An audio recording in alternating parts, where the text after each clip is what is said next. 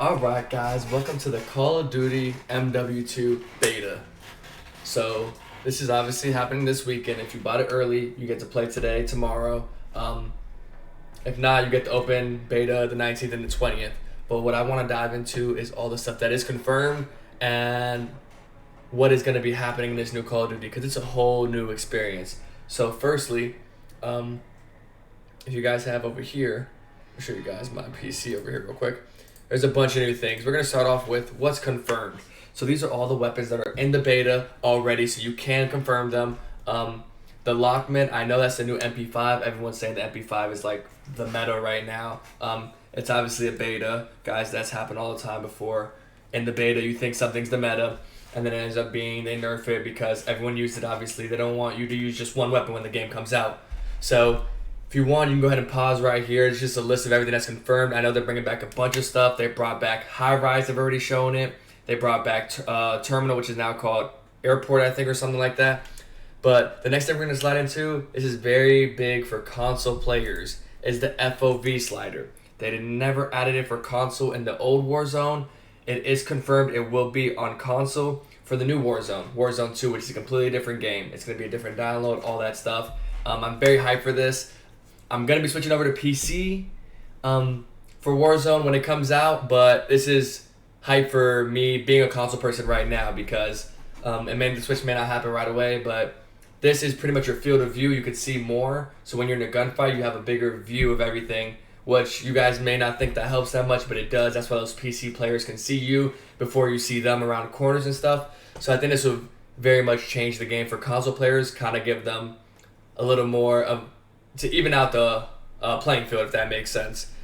Next, we're going to go into the new Gunsmith.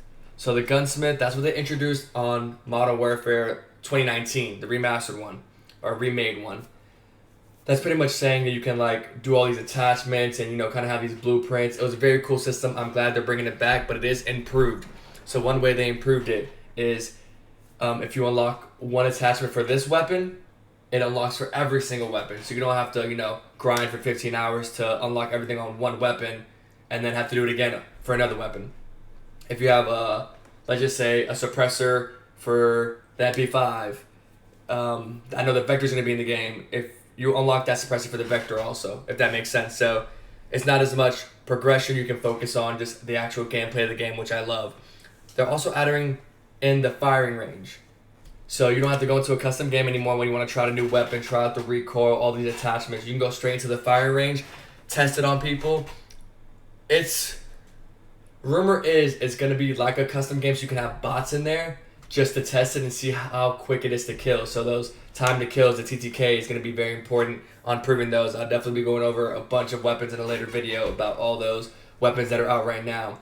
I think it's going to be a great addition. Like I said, you won't have to drop into a custom game. You can just test recoil. I'm sure there's going to be like targets you can shoot at.